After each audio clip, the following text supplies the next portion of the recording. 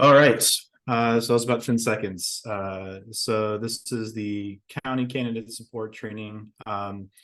This is not a full in-depth. I mean, lots of things can change.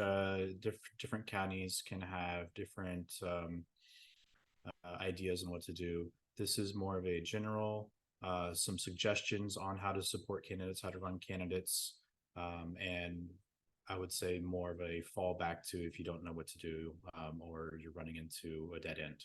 I know some of you are running your own candidates. You may, like I said, you may have your own um, ideas for doing things. Doesn't stop you from doing that. Do what you want to do. Do what you feel is best. So that being said, before getting started, some of the questions I've heard before is, well, I don't, how do I find candidates? How do I find somebody to run for county office? How do I find someone to run for school board, run for city council, um, run for really any of these positions? And what what I see a lot happening is counties going out, people going out, and they'll post on social media, they'll send an email, and that's the extent to look for those candidates. That's great for people that are already following you. But to really get engaged with your community, you need to broaden your strategy there. First thing you can do is community outreach, attending local community events, getting booths out at different events that may be going on, attending town hall meetings, school board meetings, finding people that are already engaged in the community, and speaking with them, finding out maybe they're interested in running. Maybe they know somebody else who is interested in running, and then just kind of establishing those types of connections with those community members. The second is going to be just publicizing your interests. So, like I said, social media is a good one there, but that's not the only one you should be looking at. You can also go through some of your local media. I know some cities, they may have a citywide newspaper. Some nowadays, they just may be online only. So reaching out to the local media and just saying that you're looking for candidates, or you're looking for people that are interested in supporting liberty, and have them reach out to you. Using your existing political networks, so those connections that you've made with other community members. Also, if you did run in a campaign yourself, if you supported a previous candidate in a campaign, I know during that process, you will meet a lot of people that you normally wouldn't be engaging with. So reaching out to them to see, are they interested in running again? Do they know somebody? And just kind of going that different avenue. And then the last one, just for looking for those candidates, is to develop a candidate recruitment program. This can be done either depending on the type of elections you're looking at running candidates for. If it's countywide or up, obviously you have your filing deadlines that you have to worry about. Those are partisan races. If you're looking at supporting candidates for nonpartisan races, those filing deadlines are always later. And the great thing about those is you can wait for people to file to run for nonpartisan races, and then start reaching out to people after the fact to find out who is running that is either a libertarian and they just don't know it, or leans in a very libertarian way with their strategies, with their views. And in those nonpartisan races, they don't have the statewide, the countywide regulations that they have to worry about. They're really just financial. So that's going to broaden your scope for looking for those candidates. Now, again, going back to the county and up, you really don't have that opportunity because they have to go through our normal convention process to get onto the ballot. But that's something you can always look for, maybe for the next year, the year after that. Find out who's currently running as either a Democrat or a Republican. Maybe they aren't really a Republican or Democrat. Maybe they're just running in those races because that's the only way they feel they can get onto the ballot, and see what are some of their policies. Maybe they don't fit within that party and start talking with them afterwards. So that's what you need. That's the first thing you need to do before you can run candidates, is to find those candidates, and those are just some of the suggestions to do so. So as far as what tools counties have available, what candidates have available to them, LP Texas, we have the L2 voter registration database. Jacob did a session for this last month.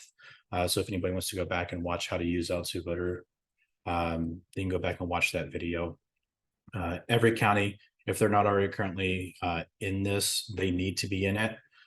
This only helps the county grow, as well as helps your candidates when they're out there trying to knock on doors, trying to call people. This is the way to, this is one of the best tools they have available to them. The other option is the voter gravity that the LNC has purchased and has made available for candidates.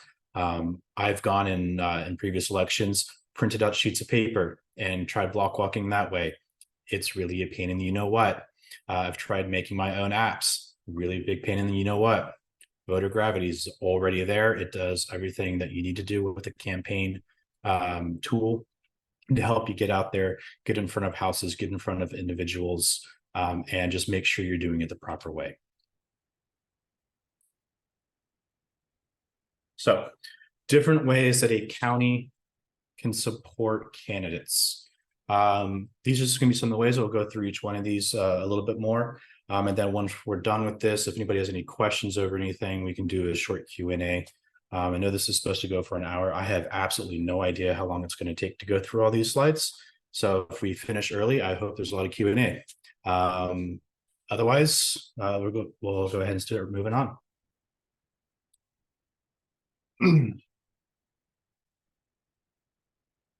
Once you've got your candidates picked, or once you have candidates that have come forth and said they want to run for office, and they get onto the ballot, county-wide ones, of course, you've got to go through, or county and up, you have to go through your convention process. They'll show up on the general ballots in November. Local candidates, they'll go through and show up on the ballot in May, typically. There are some other exceptions, though. So one of the big things that you can do is to host these informational events or town halls. You can create Zoom calls. Those are free. You don't have to go anywhere. Reach out to the local media, different groups, and invite them to come and watch, and have them come participate, maybe submit some questions before. And you can also then reach out to candidates from all parties and ask them to attend as well.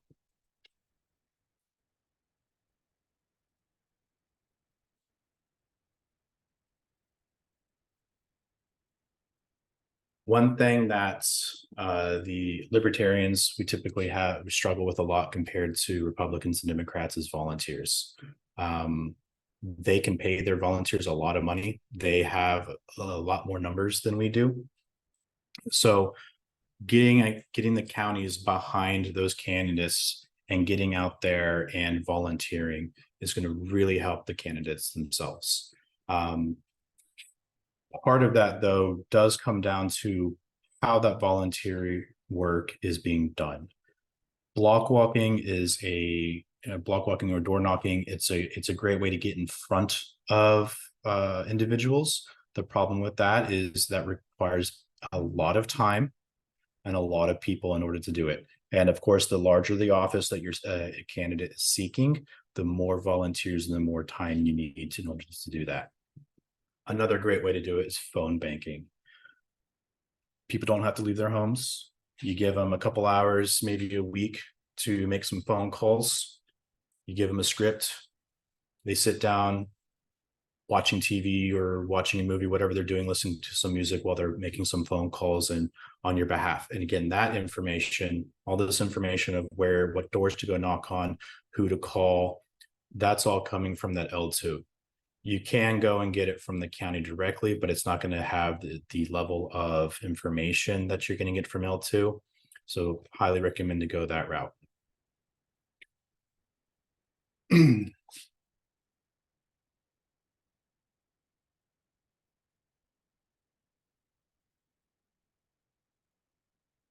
Counties can also create networking events. This is something that a county can do any time of the year. It doesn't have to necessarily be for a candidate.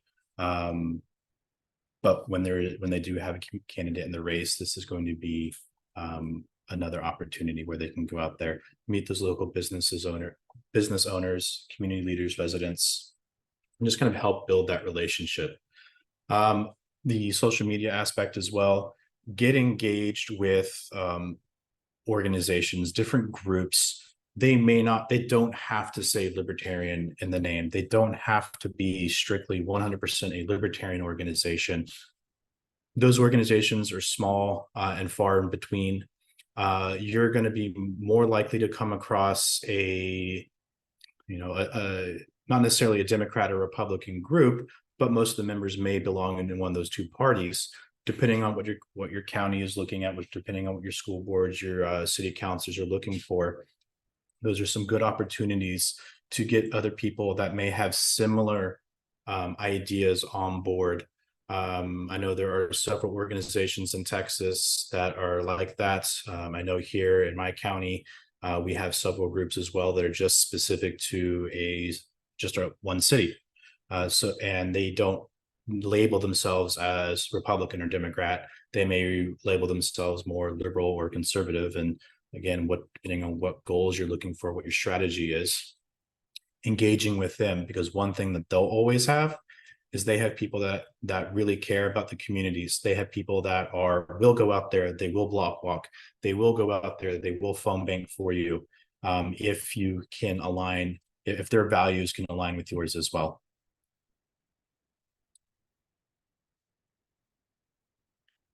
Financial support isn't necessarily one that counties have to do. If they can, that's something that they can do. Hosting fundraising events will probably be the best way to do that. They're not directly contributing to the candidate's campaign, but they are giving an opportunity for people to come out, donate to the candidate directly. They can host, have them come out to their events. Lots of different ways that they can do with this. The counties also hopefully has a list of not necessarily just libertarians, but just a newsletter list or a list of people that are interested in learning about the Libertarian Party or people that have libertarian values. So the counties can send communication to these individuals on a candidate's behalf to let them know that these are the candidates that the county's either running as a libertarian or maybe running in those nonpartisan races that the county is recommending for those specific offices.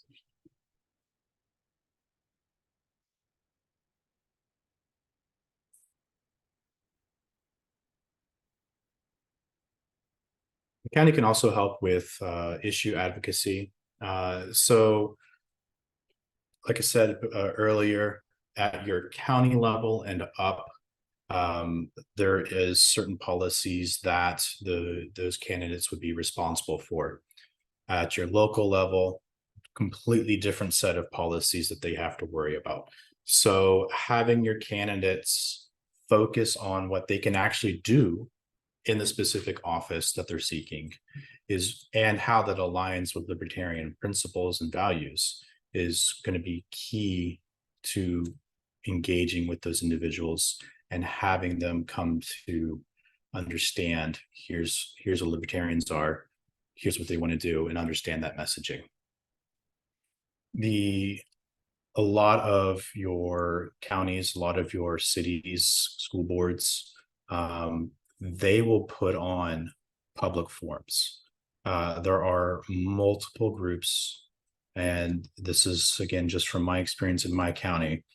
We had 3 or 4 completely separate groups that all requested interviews, public forum debates, and invited all the candidates out.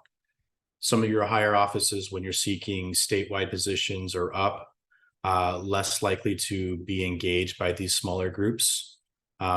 So being able to be put in front of the public, public sessions, live streamed, recorded, being able to use those video content for later, great opportunity to do that. Even if you're just running a paper campaign and you don't plan on actively participating, you have to do these. You're not going to be able to get in front of anybody unless you're participating in these forums and debates. Some groups will do them just in Zoom calls, like I mentioned before. Some will rent out whole theaters to do it. So it really just kind of depends, and it's going to draw a different type of audience.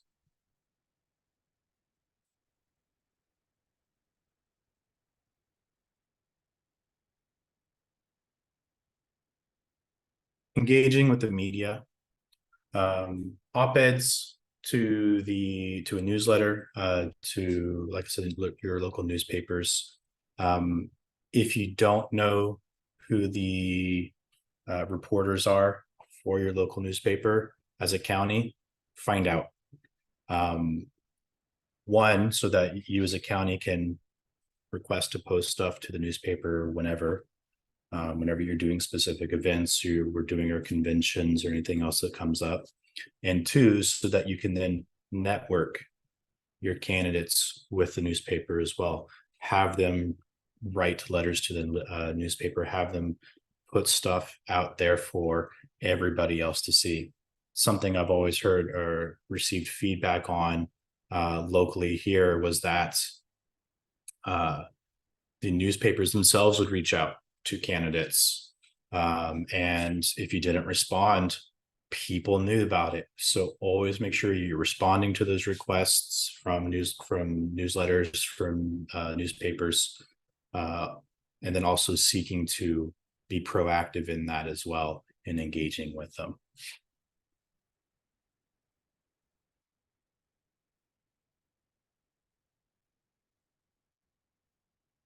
So organizing those forums, just to kind of go back what I was talking about before, they don't necessarily have to be debates. Some candidates may not want to debate.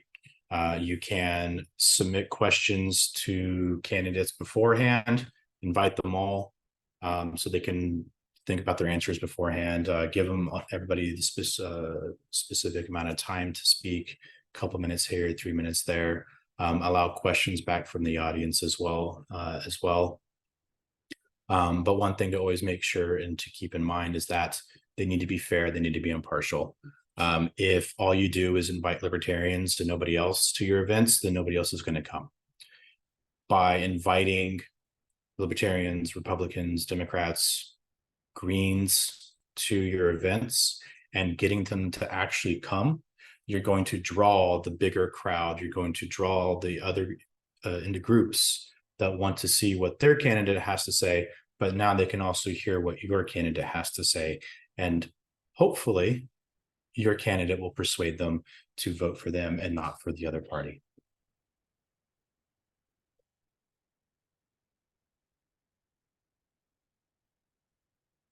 And this is the last one on here, supporting them with an infrastructure. Again, this is going to depend on the county itself. A lot of our smaller counties probably won't have the ability to do this. Some of our bigger counties will. Is just being there to support them. The last thing we want is we don't want candidates running with zero support, zero help from their county. The Libertarian Party is there to support and run candidates. If we're not doing that, then why do we have the party? The county parties are responsible for supporting and running candidates at the county level and below. Also at some of the offices that are higher than that. But primarily support those candidates. Help them organize. The candidate may not have a large team. They may not even have a team. So help support them the best way you can. If they need a place to meet with some other supporters, offer up some space for that, especially if you have a recurring location that you get to reserve. Technology and communication tools as well. If your candidates don't know how to use social media, help them with that social media aspect. You don't have to take over for them. You don't want to take over for candidates, but provide them some support. Make sure that when your candidates are trying to engage online, that they're doing it the proper way, and that you are making sure that their message is getting out to hopefully the county's larger audience. And just the last thing, just want to kind of throw it in there, the local elections matter. Yes, we're definitely supporting candidates, county, state, nationally. But when you have your counties, the county parties themselves, those local elections that they're running, those have the most impact on your day-to-day lives. A city can pass a new ordinance with almost zero input from the community, and it can affect you the next day and you won't even know it. Your school boards can do some pretty nasty things as well. So if we're not paying attention to those areas, they're going to come and bite us in the butt.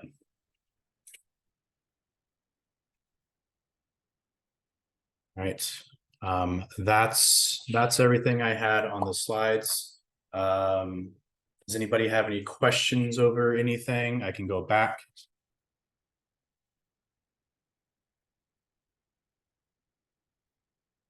You had some in chat. Oh, some in chat. Let me pull that down. Yes. First question from Judith. The LNC has purchased voter gravity. It is available for LP candidates. I do not know what the cost is for that. I don't believe there is one. Dave, I think your candidate had looked into that, correct? Voter gravity. I don't know. He's using Carlos Sierra. He's kind of our data guy. We can pay for stuff from him, but since I have access to L2 data, I'm probably not going to pay for that from him. I don't even know what voter gravity is. Sure. So let me see if I can pull it up real quick.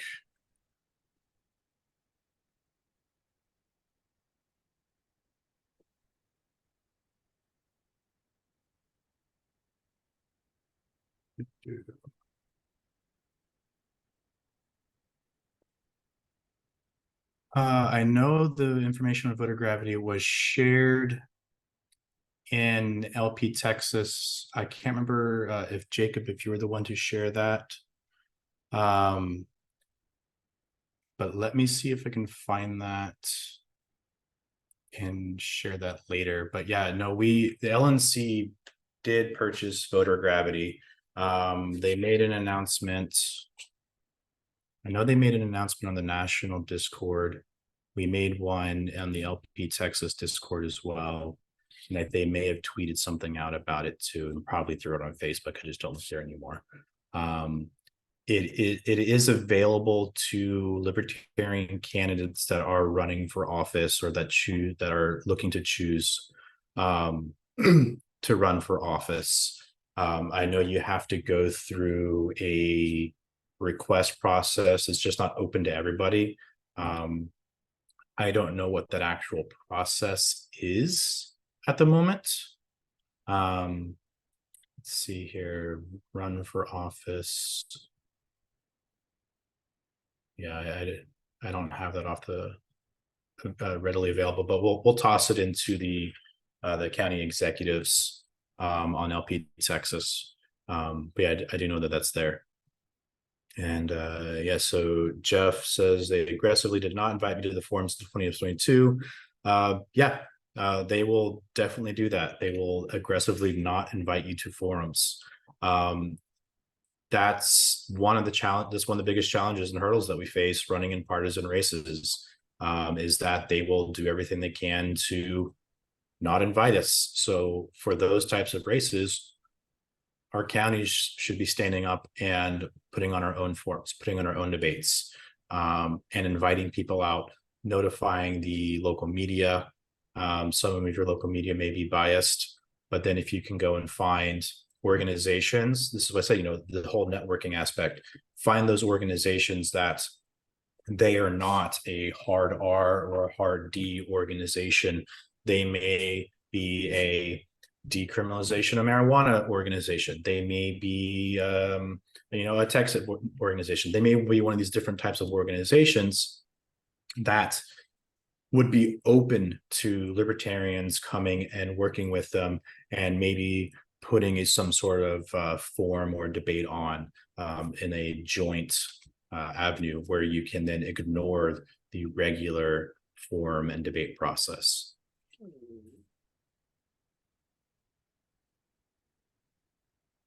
All right. Anybody else? Any other questions?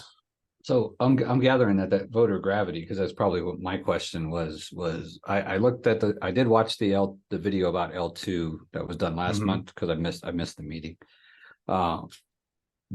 So my question was, how do you use the L2 data to apply that to phone banking and block walking and stuff? Because I know that data can be Sure. somehow used in that process. So voter gravity, I'm guessing, is what you use it for phone banking.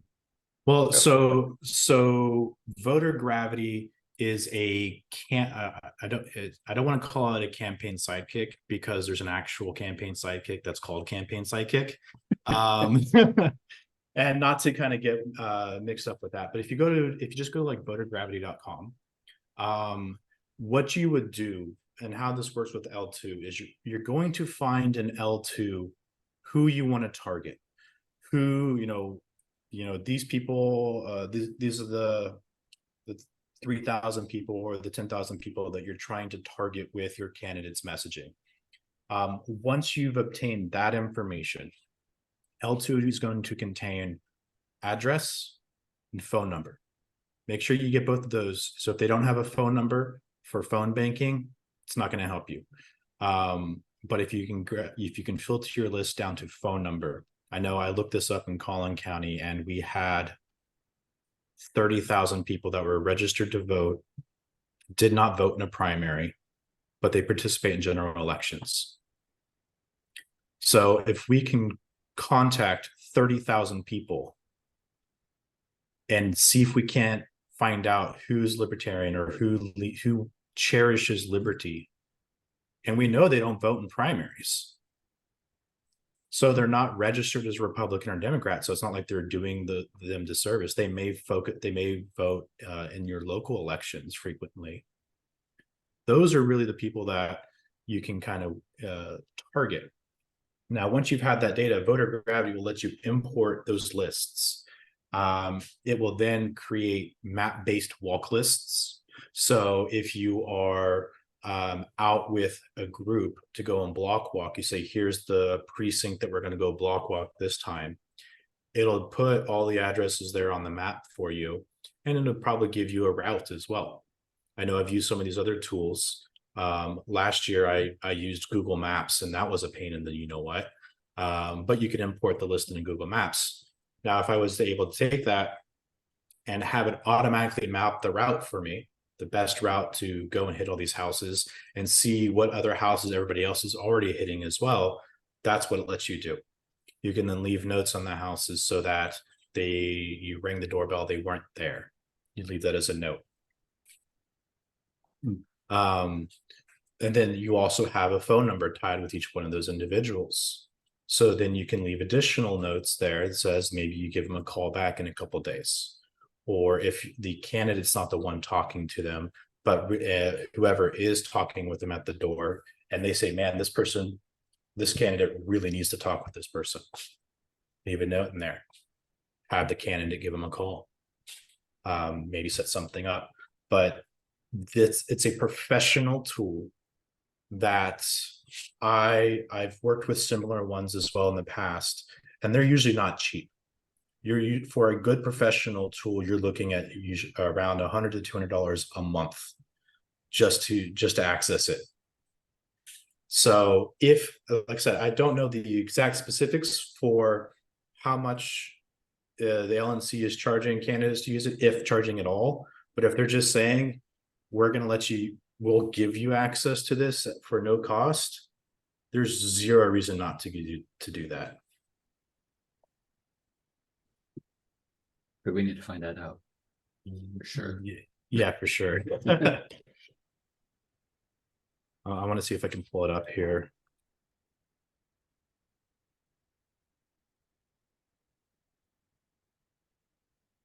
Let's see. While he's looking that up, does anybody else have any questions?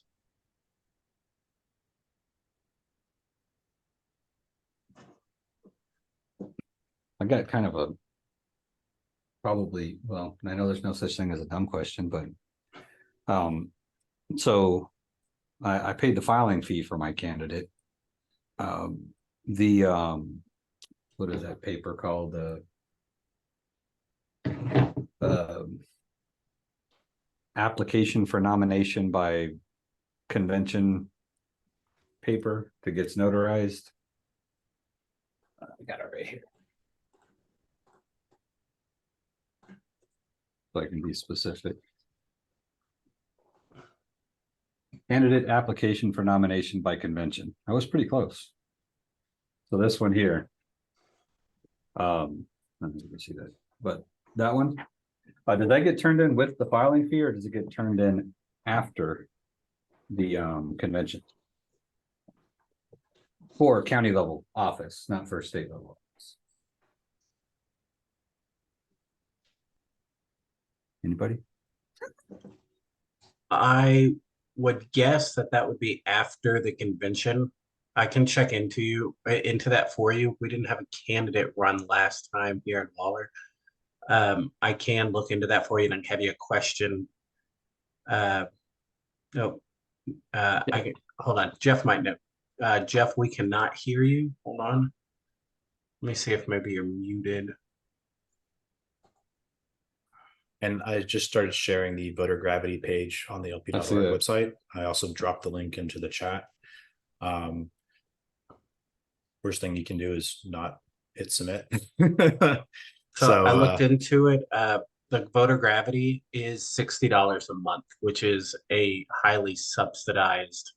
Yeah, that's a really big discount then. Yeah, so if you're out there, if you got your candidates in, I mean, you don't need voter gravity access 12 months out of the year. You really only need it when you're doing your phone banking, when you're doing your block walking. So for like local races, there's only 3, maybe 4 months out of the year after they've filed to be on the ballot and they actually get on the ballot and to when the elections come. So for $60 a month for 3 or 4 months and you get access to that, it's a pretty good deal for your county and up candidates that are going to be doing it for a little bit longer. They're also raising more money. So it's just something they can look into.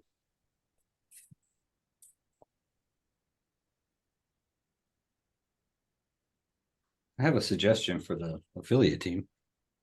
And I know, I think we've had this before, but you know, the laws change, rules change, all that stuff changes thanks to the Secretary of State. But I mean, just like I don't know if it would be like a calendar, maybe a schedule type of thing, but just like a step-by-step thing where it says, you know, for county and for state level offices or federal, I don't know how you guys would break it down, but you know, by this date, you need filing fee and particular paper turned in. Or actually the first step would be submit your treasurer appointment. So that's kind of first step in running for office, you know, kind of a side-by-side running for office candidate things to do, and then county chair things to do as far in going into an election year. So it just kind of breaks it down, you know, what we used to call in the Army Bert and Ernie style, you know, Sesame Street, this is what you need to do on this date. This needs to be done by this date. And, you know, for candidates, county chairs, because I'm just telling you right now, and I could probably for any other county chairs on here, you probably feel the same way. Like my worst nightmare is to drop the ball on something, and my candidate's paid $1,250 to get on the ballot, and he gets kicked off the ballot because of something I screwed up. So we do have Frank. I believe it's Frank. Frank is Frank in here. Yeah, Frank's in here. Hey, Can you hear me now? yes, Hey, And Jeff. go for it, Jeff. Okay. So, Dave, you were asking about the application for nomination by convention, correct? yes.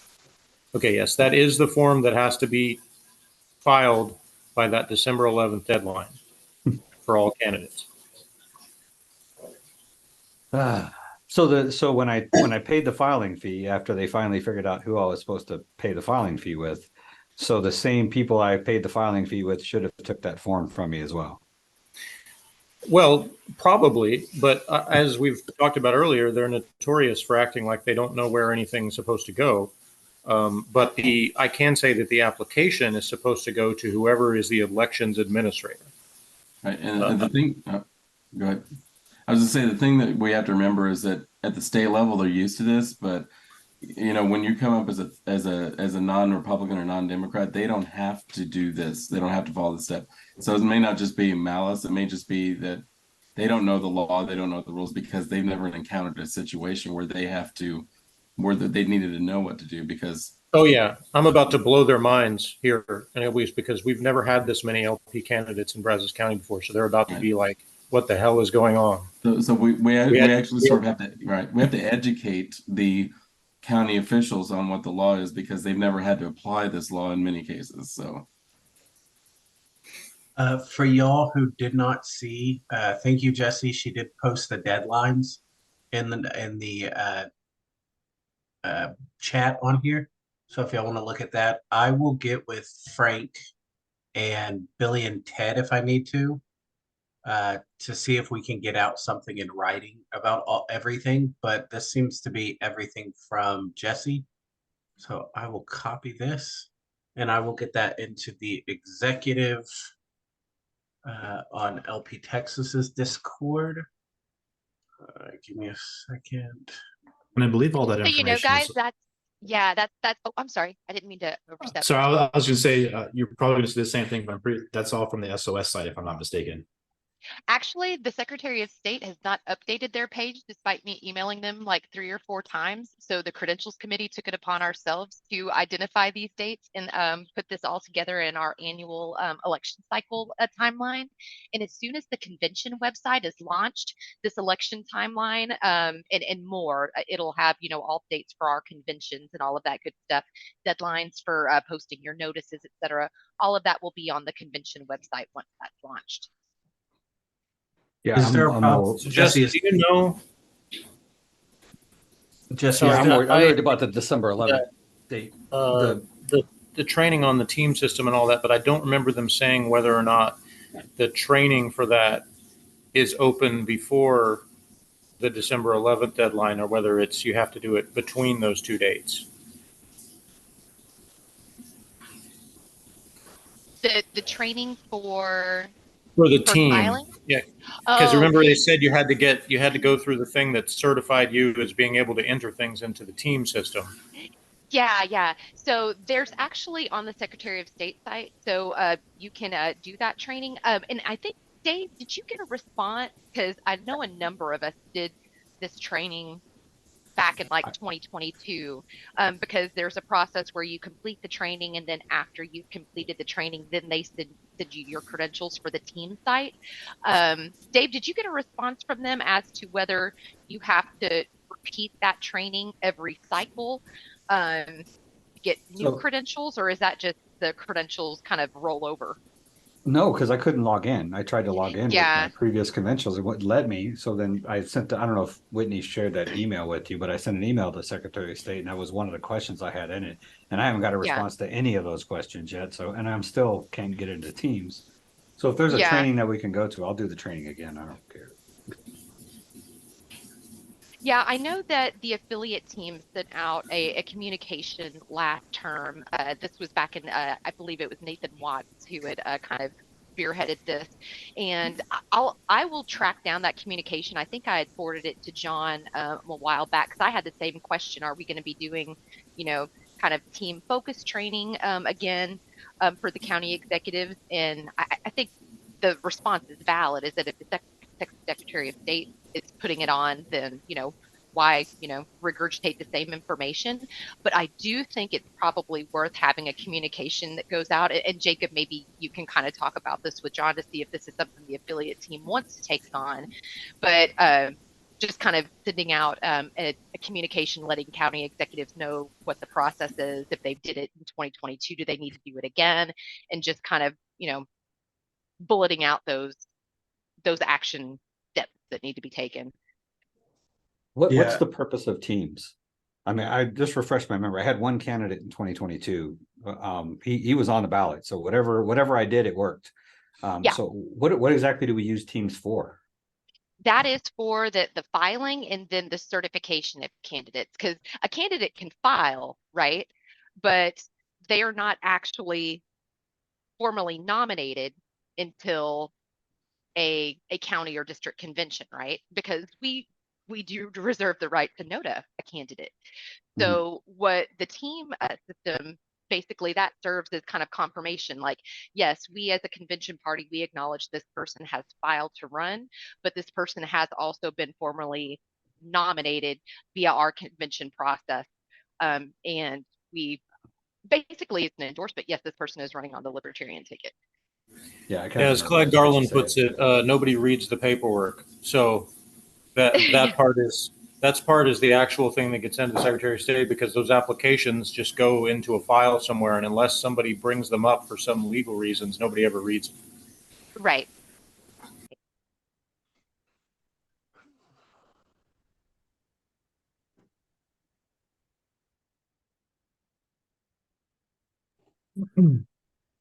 Jacob, I'm going to track down that email that I sent to John a while back and forward it to you as well.